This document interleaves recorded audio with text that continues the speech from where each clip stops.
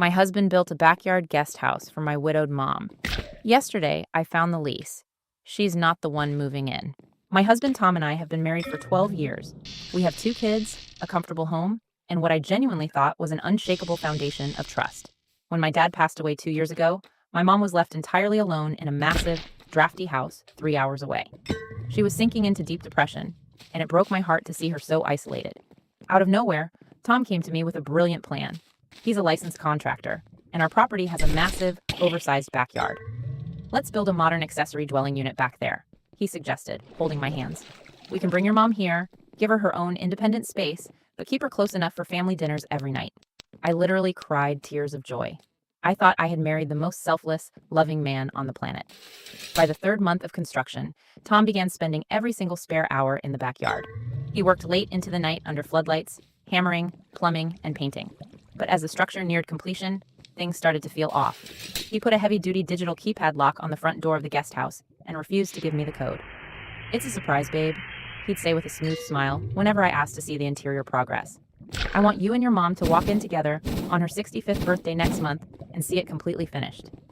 I wanted to believe him, but my gut began to scream. The first real red flag was our finances. Our joint savings account was draining at an alarming rate, far faster than a standard backyard build could require. Then came the deliveries. Because Tom was often outsourcing materials, I intercepted a few high-end furniture packages that arrived at our main house. Inside the boxes weren't the cozy, traditional rocking chairs or soft pastel decor that my mother loves. Instead, I uncovered a trendy, emerald velvet sectional sofa, minimalist gold light fixtures, and an ultra-modern espresso machine. It looked like a luxury bachelorette pad for a 20-something influencer, not a sanctuary for a grieving grandmother. When I questioned Tom, his face tightened for a split second before he laughed it off. He claimed he just wanted Mom to feel young and elegant, but his eyes were completely cold. He started sleeping with his phone face down on the nightstand. If I walked into the room while he was texting, he would immediately lock the screen and slide it into his pocket. The breaking point happened last Thursday. Tom left his truck idling in our driveway to warm up while he ran back inside the house to grab his sunglasses. His massive ring of work keys was dangling from the ignition. Attached to it was a brand new key card with a bright pink sticker that read, Unit B. My heart began to hammer against my ribs.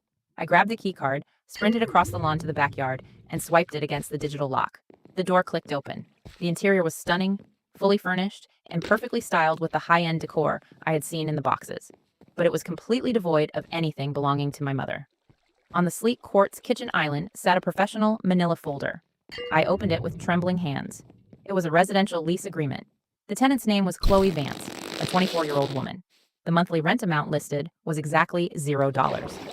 My stomach completely bottomed out. The classic, horrific cliche played out in my mind.